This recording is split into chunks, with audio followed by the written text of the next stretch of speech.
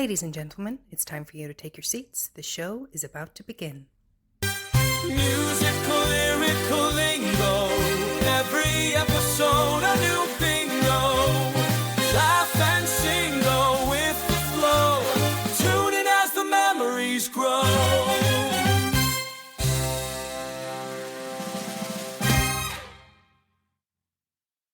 Hello and welcome to Musical Lyrical Lingo. We're your hosts, Tim, LJ today, and every week we will be discussing musicals, but specifically what they taught us. Love is in the air.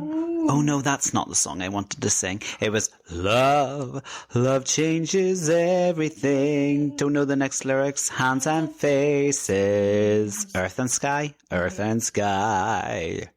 Nothing in the world will ever be the same. Quite possibly the worst love song. Yeah, it's an old Oh one. gosh, I it's don't really terrible. Like musical, like a lot, but I remember it being shoved in our faces a lot whenever we were younger. It was like Yeah. the big... That number. Yeah, that yeah. number, yeah. Not necessarily the show. Aspects of Love, Andrew Lloyd Webber's. And actually the music in Aspects of Love is beautiful. Mm-hmm. But that song's just, I think it's a victim of being overplayed, isn't it? Yeah. Why are we talking about love, Lauren? Because we're doing a special episode. Valentine special. We're all loved up in the studio. Not too loved up because that would be inappropriate for best buds. But yes. Yeah. I know we thought we would, so many episodes in, spice it up. Spicy. Just in time for Valentine's Day. Do a little love song. A love song concoction. Yeah, it's just so that you and your loved ones can sit on Valentine's night and listen to us. Isn't that right, Lauren? Yeah, we'll make a little playlist specifically. And on our socials, please send us, shall we, loved up pictures of you and your lovely romantic meal, candlelight, dinner for two, with musical lyrical lingo on in the background. We would really appreciate receiving them from our fans. Okay, I would love that. It's nice to be included in such occasions.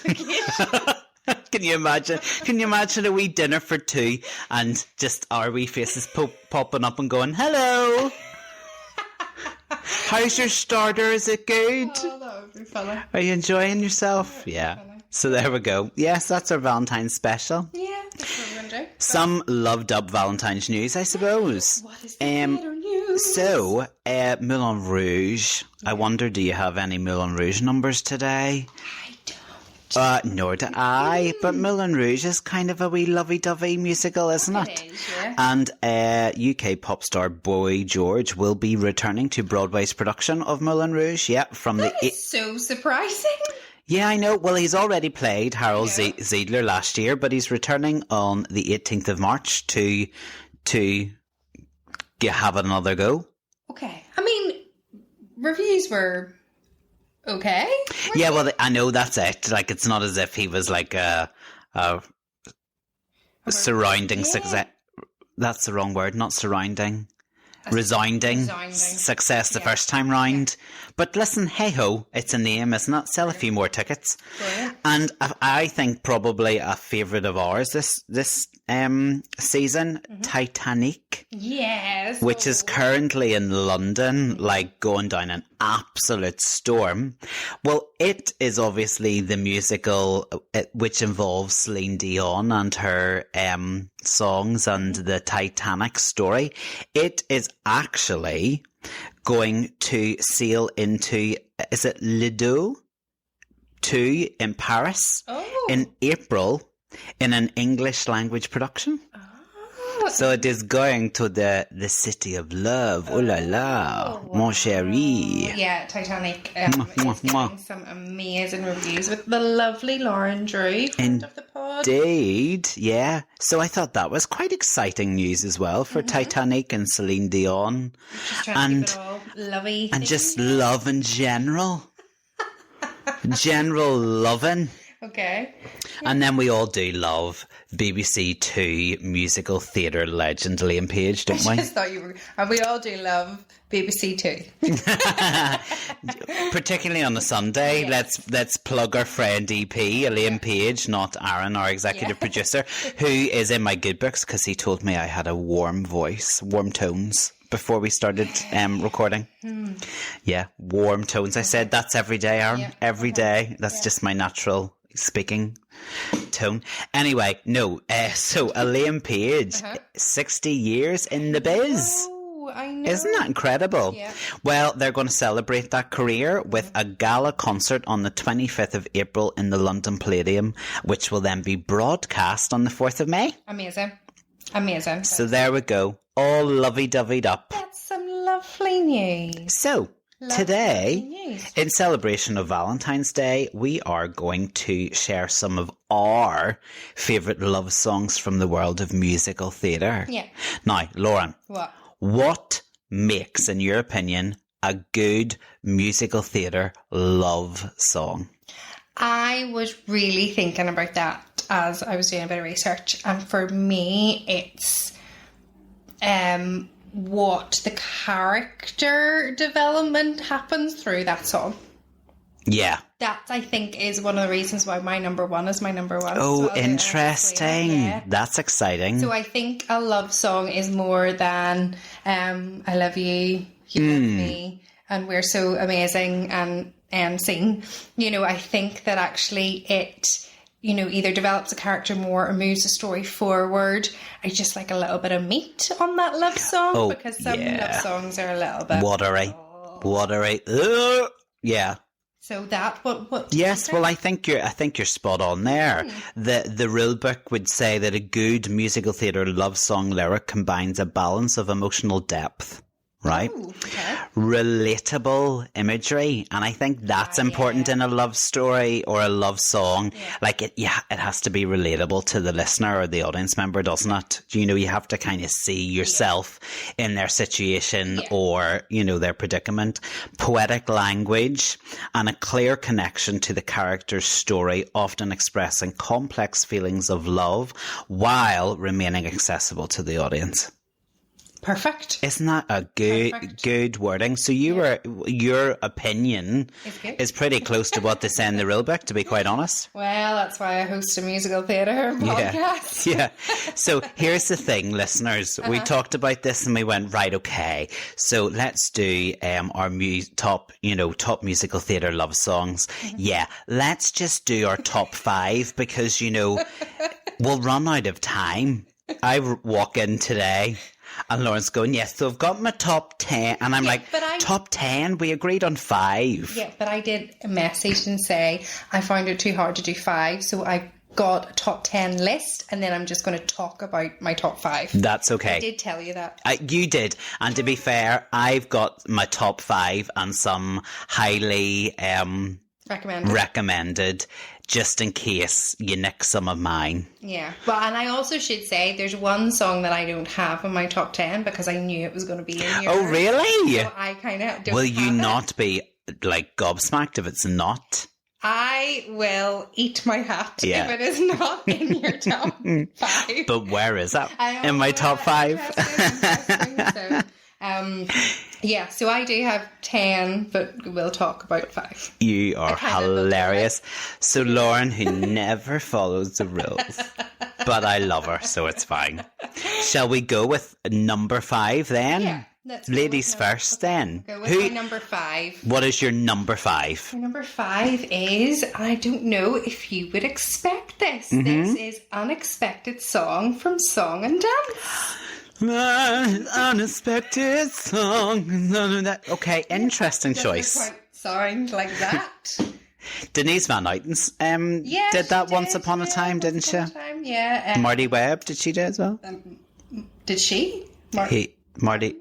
No, but Webb. there's a Marty. There's a musical theatre Marty, which isn't. Marty Webb. Yeah, sorry, I was thinking of Marty. Yeah, Marty Webb. Yeah, I was right. Sorry. Oh, phew. Yeah. Talk to me about it. Yeah, so Unexpected Song by Andrew Lloyd Webber and Don Black from the little, not many people know of it, Song and Dance. And what I mean is not many people know of it unless you're really in the musical theatre world. So it is a 1985 musical which was actually nominated for 10 Tonys. Okay. Which I didn't know. Yeah, especially when it's like not the conventional musical. No, so it's called Song and Dance. So the first act is done in song and the second act is done in dance, but it follows main character Emma. And she, at this time when she sings Unexpected Love, because I'm not going to go into the full musical in case... No, we might do it eventually. Yeah, no, that's fair. Bernadette Peters made it famous as well. So... unexpected song. Anyway, main character That's my Bernie. Emma has found love, but at this point she hasn't really found love. It's not who she thinks he isn't who she thinks he is. Anyway, it's always the way, isn't it? Then she delivers this song. By the end of the musical, they do embrace, and that is at the end of the show. This spoiler. Yeah. But I love this song as a love song because I do think we get a bit of an insight into Emma. She obviously is somebody who really wants to be loved and wants to find love, and I feel like sometimes love does come out of nowhere, and that's what she's able to communicate through this. So yeah, Unexpected Song is very good. And the first for Andrew Lloyd Webber. Could he be one of the world's lovey-dovey composers? We'll see how many Andrew Lloyd Webber's songs we have. Okay. So I agree. Okay. That's a good one for number 5. Okay. Out of the box, it's not quite the one I would have thought you'd have gone in for. My number 5 is You Matter to Me from Waitress by Sarah Bareilles. Yeah. So the musical adaptation of the film Waitress. At this point, Jenna finds solace from an abusive marriage with love interest Dr. Pomander, her doctor. With tender lyrics in You Matter to Me, the two affirm their love for each other and relish in finding a partner to requite their feelings. Yeah, and it does also make me feel a bit funny though as well because it's her doctor. Yeah, it's her doctor. I knew you were going to say that. It is a beautiful moment, Lauren, of vulnerability. Mm-hmm. Yeah, and calm amongst. I think the issue with this song and why it gets me every time is Jenna's going through so much crap. Do you know what I mean? It's a tumultuous journey she's going through. Mm-hmm. Her husband is abusive and absolutely horrible. She's fallen pregnant with his baby. She doesn't want that extra, commitment to him. Yeah. She has decided she's going to enter a pie making competition. I can say all this because we've done Waitress. Just so that she can make enough money to basically leave him. And then through this whole awful journey of hers, she meets Dr. Pomander, who actually is the opposite of her abusive husband, and they just kind of fall head over heels in love. Yeah. Because you matter to me, simple and plain and not much to ask of somebody. You matter to me, I promise you do. You matter to me. Oh. Part of the song's beauty is Dr. Pomander is already happy with what Jenna offers him. He's not looking for anything. He's like, you simply are enough. Which she for me hasn't felt in such a long time. Yeah. So That's it's a really, really nice, cutesy one.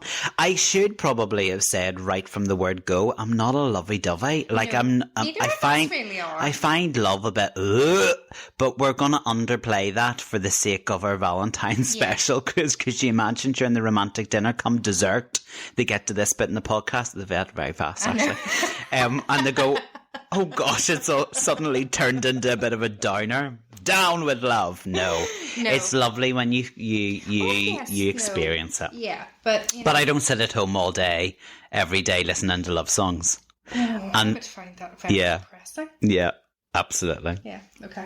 Very good. Number 4. My number 4 is I think I read it the wrong way around. I Can Hear the Bells. Good start. Yeah. So are you saying I Can Hear the Bells was your number 5? No. Oh. I Can Hear the Bells from Hairspray by Mark Schumann and Scott Michael Whitman. Why have I only done that? I don't know what you're talking. None of the listeners know what you're talking about. You need to explain yourself better. I can't write or even read my own notes. Anyway, number 4 is I Can Hear the Bells. Have you got your numbers wrong? Yeah, I've just got my numbers wrong. It's all Okay. We're all good. Can I just say, Yeah. you've obviously spoken about you think you know what one of my 5 are, and you'll be amazed if it's not there. I knew I Can Hear the Bells was going to be in your top 5. I know. I just adore that song. You do, yeah. And I know some people are like, oh, it's not even a great song. But for me, I think I just love the passion of Tracy in that. And maybe I remember feeling like, you know, a teenage girl feeling like I was in love with somebody that I wasn't in love with. But then I was quite young whenever I met Aaron. So. Oh, but Lauren, you were always in flippin' love in school. Like, you were always in love. No, I wasn't. You were. I was like, oh, it's love. We'll see. And I was always the bad boys you fell in love with. Well, yeah, but they didn't fall in love with me. No, correct. Exactly, because they're bad boys. I just had an obsession with people that didn't like me. Yeah. Anyway, yeah, so I love it. I think it's the walking, you know, through. She's kind of imagining everything, and she's just like, I can hear the bells, and she doesn't figure out, she doesn't care what else is going on around her. She's just in this little bubble, and she's just dreaming of Link, and I just love it. Yeah. I just think it's a great song. I just love that you can reenact it in your living room. All characters. Tracy, Link, and the backing vocals. Yeah, I Ding, do love ding, ding. it. I just think, I just love the song. Can I test you really quickly? Yeah, go for it. Round 1. He'll ask me On a date. and then Round 2. He'll something and won't be late. yeah. Round 3.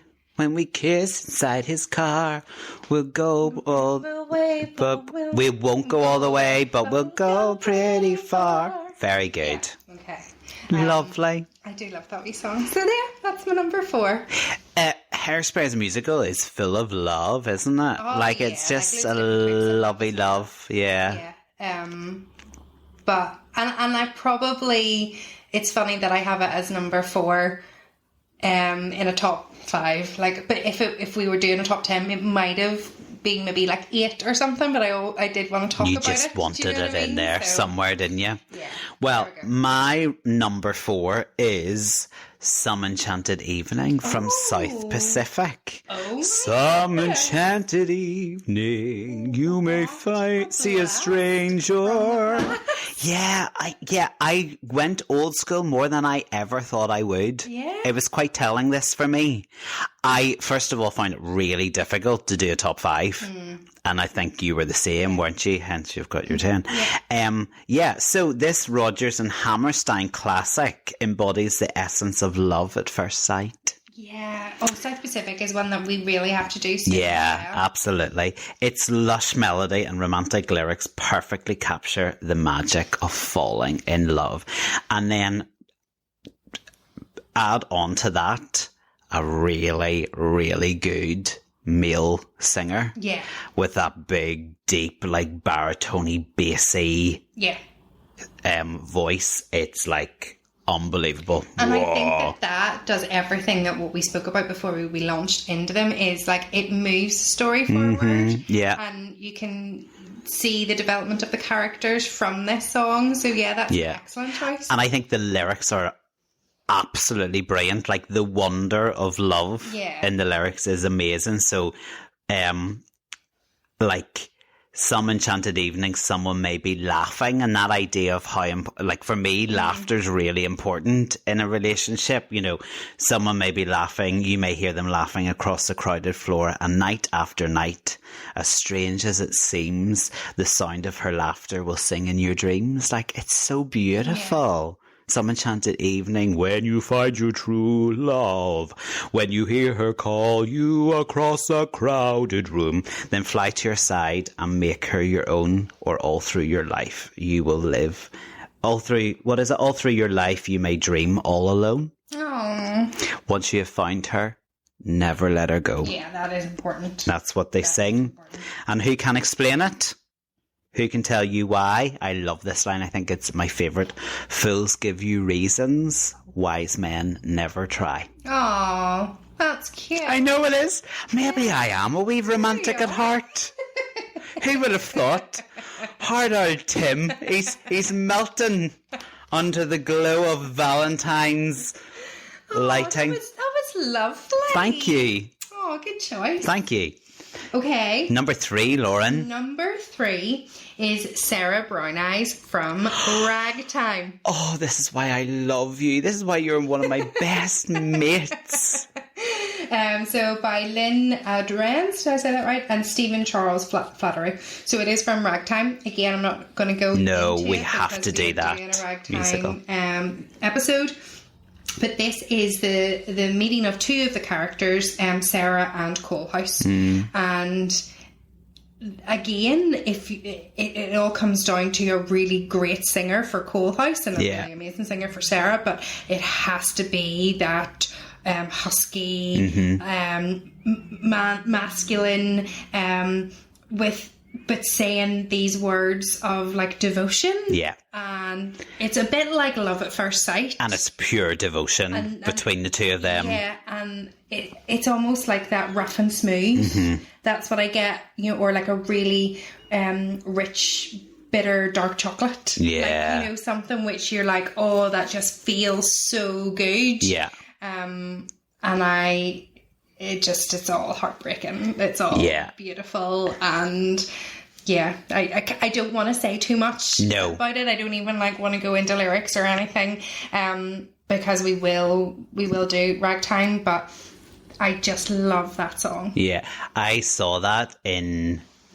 New York. Broadway, yeah, and we didn't know what we were going to see, and that love song made me cry. The tear came dripping down my cheek because it was just so beautiful. Yeah. Great choice. Yeah.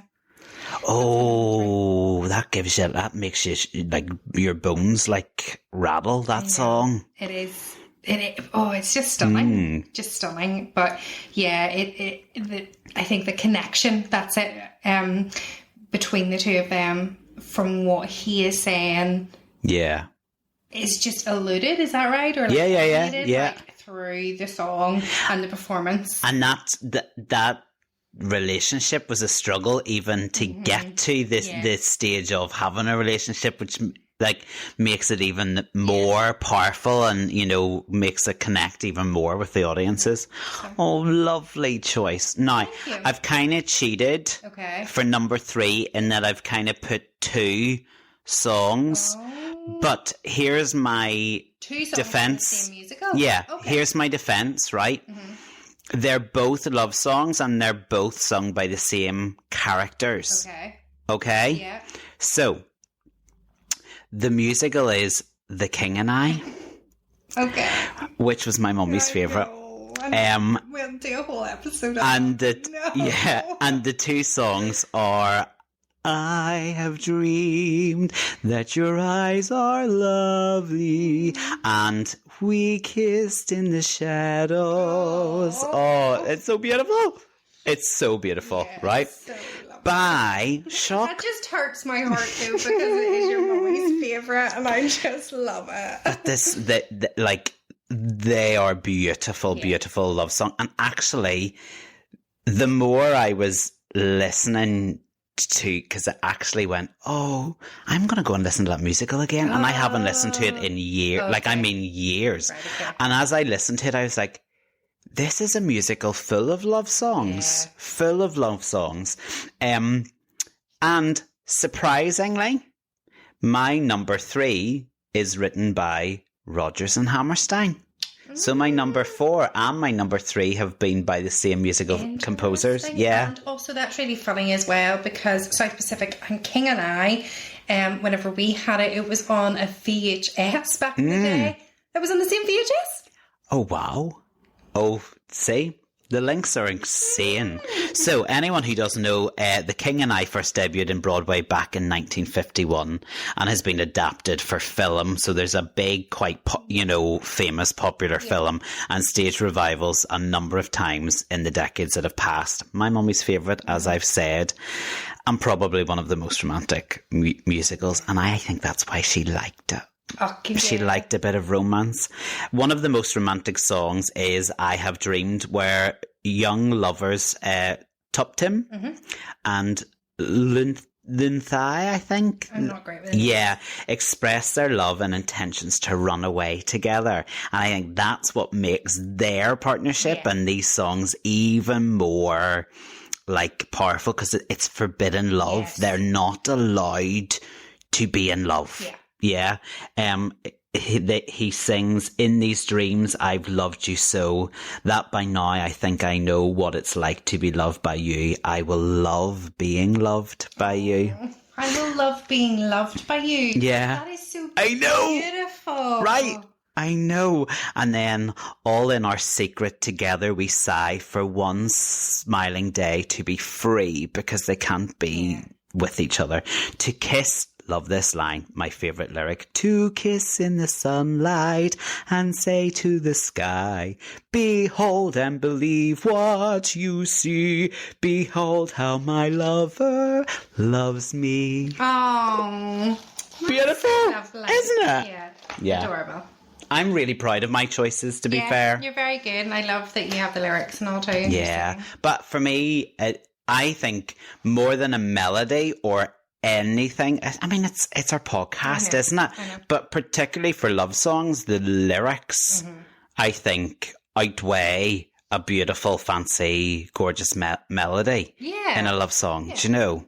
Yeah, true. The lyrics have to be right, because you can have a beautiful a beautiful melody and a really cheesy lyric. Yeah. Do you know what I mean? And it doesn't hit the same. It doesn't have the same impact. All right, we're getting close now. Okay. Close. My number 2 is If I Loved You from Carousel. If I loved you. A Rodgers and Hammerstein musical. It is. So I think we know which composers have come out on top. I think so. Well, this is the thing. This is what I kind of thought. Oh, I can't wait, because as we've said before to our listeners, we don't we don't plan or talk about anything that we're going to do in the pod. We arrive and we've done our own research and our own work behind it, and then it's a surprise to us as much as it is to our listeners. So we haven't told each other what our top 5 were. No. And I was thinking when I saw in my research, Rodgers and Hammerstein again. Yeah. It'll be interesting to see if there are any composers that come out in your list. Do you know what I mean? More than once or twice. But it's interesting you've got a Rodgers. I mean, some say they were the best. Yeah. And or one of, certainly. Where you're saying, South Pacific and King and I are all about love. I think Carousel. Yes. Love. It's just love from start to finish. 1,000%. And I know some people do not like Carousel the musical, but I love Carousel. Again, not going to go into it because we'll be talking about it. But this is the meeting of Julie and Billy, and kind of two characters who shouldn't be together. Yeah. Then find that there's a little spark there. And it's just, but if I loved you, time and again I would try to say. Yeah, it's lovely, and maybe because it's old school and maybe something that would have been on in the background, or it's got a real nostalgic feel for me. But I just think it's a really top tier love song. And then that musical is just great. But yeah, we're not going to go into it. Well, can I give you full disclosure? Yeah. My number 2 was If I Love You from Carousel. Yep. Oh my goodness. And I think we have now established that Rodgers and Hammerstein are the masters of the conventional love song, or the conditional love song. And Carousel's If I Love You is a gold standard, isn't it, really? and probably their best I Love You love song, really. Yeah, and actually, I feel that you could choose any of the songs in Carousel and claim they are a love song, just not a man and woman song. Yeah. So, I'm actually really excited to do that episode as well. But yeah, what beautiful. But maybe it's because they knew each other so well, Rodgers and Hammerstein. That maybe. Like, there are three very different musicals, South Pacific, King and I. Yeah. Carousel, obviously, the terrible love song and the terrible Oklahoma, don't you dare. But listen, okay, I'm going to fall on my sword here a wee bit, right?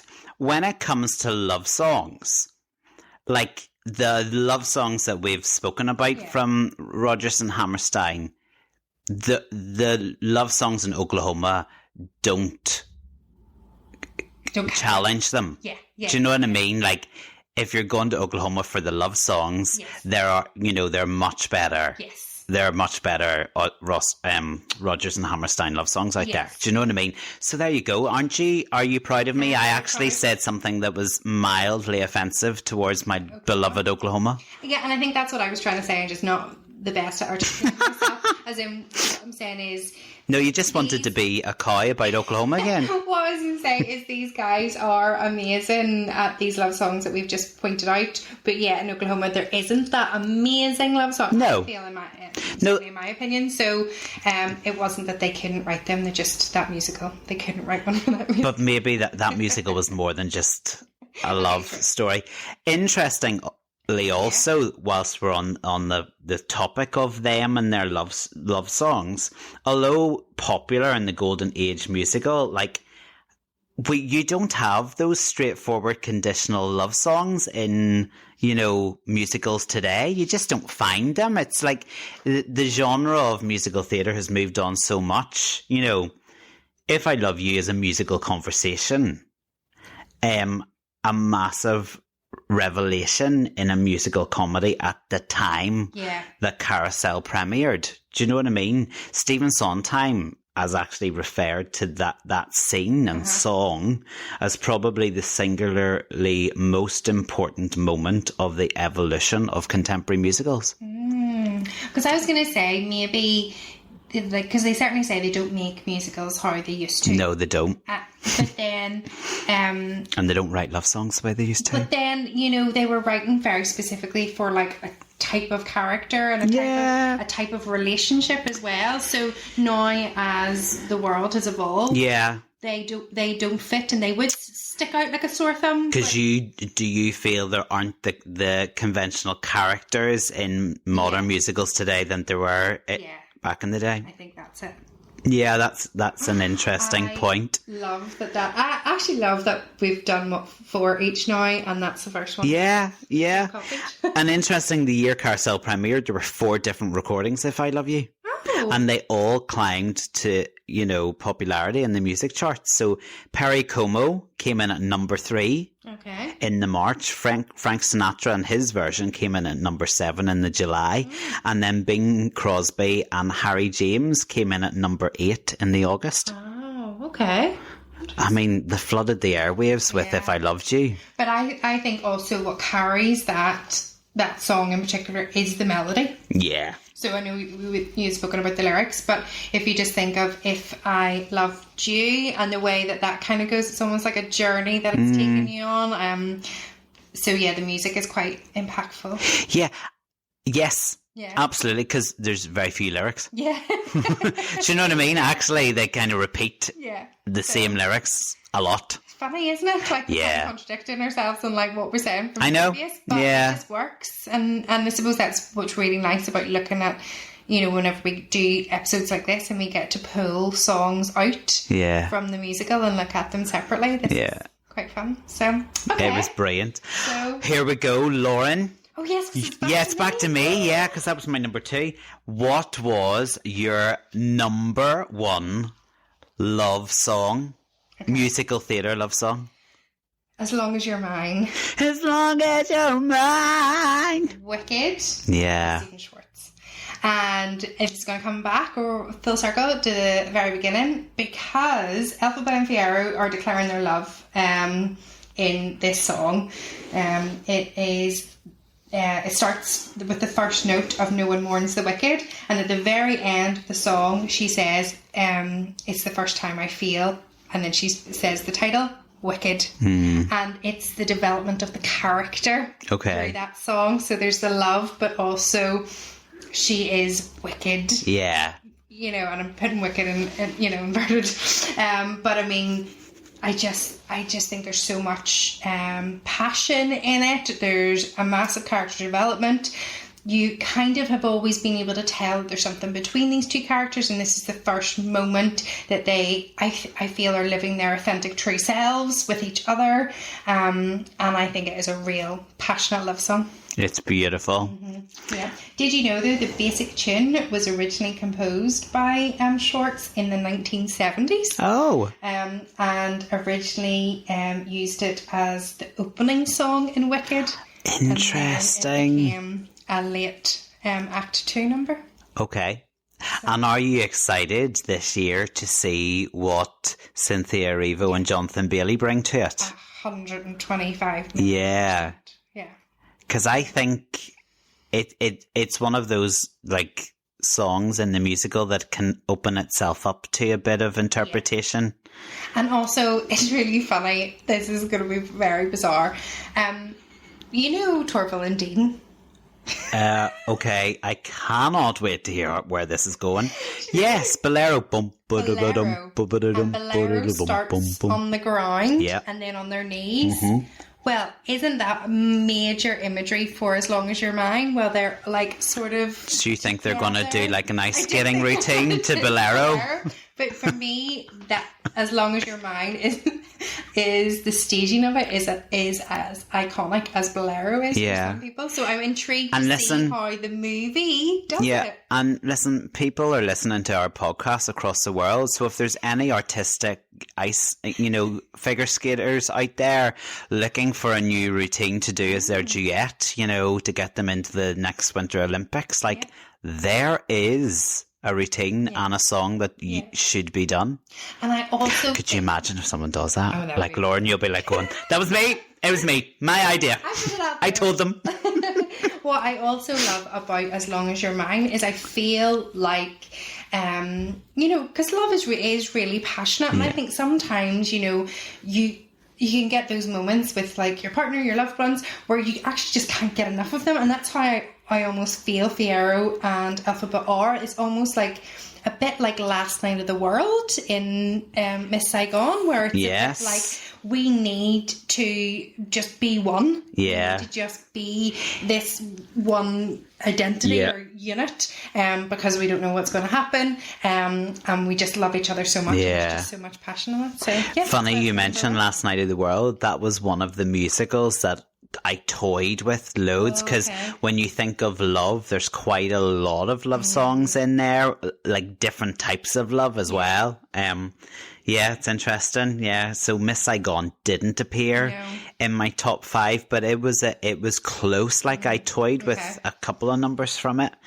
Now, shall we see if Lauren was right? 100% know what it is. You 100% do. Yeah. I'll Cover You. My number 1 was I'll Cover You from Rent, Jonathan Larson musical that we have done on the pod. Go back and listen to our episode on it. We waxed lyrical. It was one of those musicals we really did wax lyrical about. Yeah. I just love it. I know. And I don't even have it in my top 10. You just knew. Like you were going to talk about it. So I didn't want to just have it there, but it definitely would be in my top 10 if I was having to make a real list. Well, that's it. Jonathan Larson's Rent became a sensation upon hitting Broadway and got even more fans once the 2005 movie adaptation hit the theatres. The show follows 3 couples, including fan favourites Angel and Collins. And their love song, I'll Cover You, features sweet lyrics as each of them vow to be the other's home. And I think that idea of home is really strong, like it's more than just love. It's like safety and security and building something together. Do you know what I mean? The lyrics are, in my opinion, sensational. They sing, live in my house, I'll be your shelter. Just pay me back 1,000 kisses, be my lover, and I'll cover you. Now, some might say really flippin' cheesy, but you gotta hear it and you gotta see it in context. And I challenge you not to have a wee weep. Yeah, especially. They sing, I've longed, and I feel this quite a lot. I've longed to discover something as true as this is, with 1,000 sweet kisses. If you're cold and you're lonely, I'll cover you. It's that longing for something as well. And accepting. Yeah. Like, you can long for something and then not open yourself up to it. Yes. But whenever you do... I didn't for a long time. Yeah, whenever you then allow yourself to go, I deserve this as well, and I'm okay to celebrate this. Yeah. And then just enjoy it. Yeah. And I think it is the reason why it's my number one. I think if it was just I'll Cover You from Rent, it maybe wouldn't have made it to the top of my list. But there is a reprise in the show. So there's a I'll Cover You reprise, which is probably more famous than the original version, or the first, the first time you hear the song in the show. And the original comes as Angel and Collins confess their love having met each other for the first time. It's sweet, up-tempo in nature. However, that, almost the way the first version of it is so sweet and up-tempo and happy and delightful, that makes the reprise even more heart-wrenching, because the next time you hear I'll Cover You reprise is when Angel has sadly passed away and Collins is singing it at his funeral. And that has me hyperventilating. Like, I can't listen. Well, I can listen to it now, I think, but it's taken many years.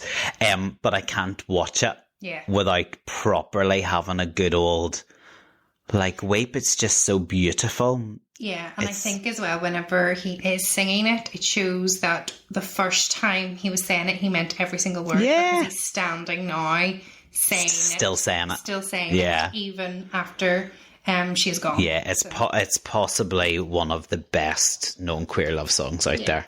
Love it. I'll cover you, yeah.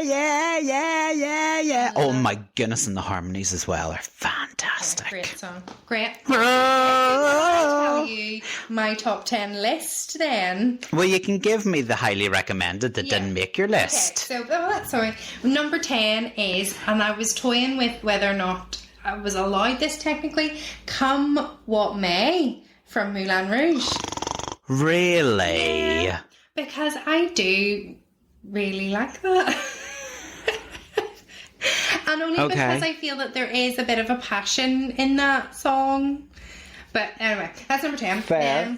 10 Minutes Ago from Cinderella's. I had that on my highly recommended And list. it's another. Rodgers and Hammerstein, 10 minutes ago I met you. That's not the words, but sure, it's lovely. I make them up. Then I have Helpless from Hamilton. Okay, yeah. Yeah, wee bit more upbeat. Sure. Heart Full of Love, actually, I have from Les Mis. So do I. Okay, yeah, so even, I like Les Plum Mis, Michelle Schomburg and Alan Bublé. but I think that was great. But I struggle with Les Mis. I think it's one of those ones I have to put it to bed and then review it after a while, put it to bed. I don't think it's it's a bit like West Side. It's not something that can be played all the time, but Heart Full of Love, whenever we're talking about love songs, is a really good love song. And obviously I'm working on a Les Mis at the moment, and going into it, Heart Full of Love is one of those songs you kind of go... Do you know what I mean? When you're listening to it in the soundtrack, but when you see it in context, and when you, in my opinion, when you see it's being done properly, it is beautiful. And what makes it worse then is when you've obviously got Marius and Cosette that are so much in love, but then you throw Eponine into the mix, and she's got those lovely lines that she's singing, how he will never be mine. And it's you see that the love, but then you also see the heartbreak of that not requited. Is that unrequited love? Yeah. Oh, it is beautiful. Yeah. And I have turned like proper 360 on that song since I started working on the musical. Yeah. That's interesting. Because I would have got Snores Fest skip. Yeah. But I don't skip it anymore because I think there's an appreciation there maybe that there wasn't before. Well, there it made the top 10. Suddenly Seymour. Suddenly Seymour. I think we should record that sometime. Yeah, we should. So I should. need to go to singing lessons for about 3 years. Don't be ridiculous. But yeah. It's Audrey. Audrey doesn't have to sing. Audrey doesn't have to be a good singer. I didn't say that. If you're complaining about your voice, I didn't complain about your voice. You complained about your own voice. You were like, I'll have to go to singing lessons. Suddenly Seymour, because I do think that they're just so in love. Adorable. Then Falling Slowly from Once. I have that one too. You don't. Yes, I do. Do you know what? I think we should do a musical theatre podcast. We're so in sync. And be best friends for over 30 years. We prove it time and time again, really, don't we, without having to try. And they're mine then, obviously. Yeah. Well, of the ones you nicked off my list, I did have Sun and Moon from Miss Saigon that we've talked about. You are sunlight and I'm moon. And also their wedding bit is so cute in that musical. We haven't done a Miss Saigon yet, have we? Yes, we have. Oh, we have. Way back in season way back many centuries ago. I also have, you're going to laugh at this one, but I love it. There were bells on the hill, but you never heard them ringing. No, you never heard them at all. Till There Was You from The Music Man. I do love it, Oh, yeah. And that it's widely considered one of the best love songs in musical theatre. Yeah. I read that actually. Yeah. And I didn't know anything about Music Man until I choreographed it like a very random choice for like a youth production, but it was absolutely bright. I loved it. Yeah, and that song was beautiful. Yeah. And then the last one was, and we've had it right up to date I think we did this musical at the end of last season, From Parade, All the Wasted Time. Oh, yeah. Yeah, I love that line. I'll never understand what I did to deserve you. Yeah. Do you feel loved up? I actually do. You going to go upstairs and make Aaron a lovely Valentine's meal? No. No? 3-course meal? Yes, I'll do that. Like I do every night. I thought you were going to go, like I do every Valentine's Day. No, every night. Isn't he a lucky man? Very. That was really fun. I thoroughly enjoyed that. I'm feeling, for a not so lovey kind of person, I'm feeling very loved up. Yeah, we did well. All you have to do is listen to a couple of musical theatre love songs to lighten the mood. True. It was great. It was fun. How do you think Patti LuPone feels about love? Oh, She's done a few love musicals over time, hasn't she? Has. Her Sunset Boulevard, obviously, she's like Norma Desmond is completely delusional with regards to her love. I think Patti, if you're loved by Patti, you're truly loved. That's the impression I get. I mean, oh yes, Patty's not going to give her love. Yeah. And willy-nilly, is she? Love musical, that's how she plays it. She plays it. It's all or nothing. Do you know that Patti LuPone is set to join the 3rd series of And Just Like That? The HBO Sex and the City spin-off? Yeah, she's joining the next series. Great. Love it. Did you see her in that? Because obviously Patty's not doing musicals anymore. No, not doing the theatre. Musicals. Just the plays and the TV, darling. Great. Look forward to it. Yeah. I'll be watching Patti. Well, let's finish today off then with our What Would Patti Do? What would Patti do? Is that the jingle? Yeah. Lovely. Okay, interesting. So here's your options. Okay, go for it. I've gone for the romantic feel. Mm-hmm. So what would Patti do? Perform the romantic duet from The Phantom of the Opera? Or sing the unrequited love? Or sing of unrequited love in On My Own from Les Miserables? No, Phantom of the Opera. Really? I hate Phantom of the Opera. Patti, yeah. I feel like Phantom of the Opera is the more dramatic one. Okay. The more dramatic, the better for our Lauren, right? Yeah, absolutely.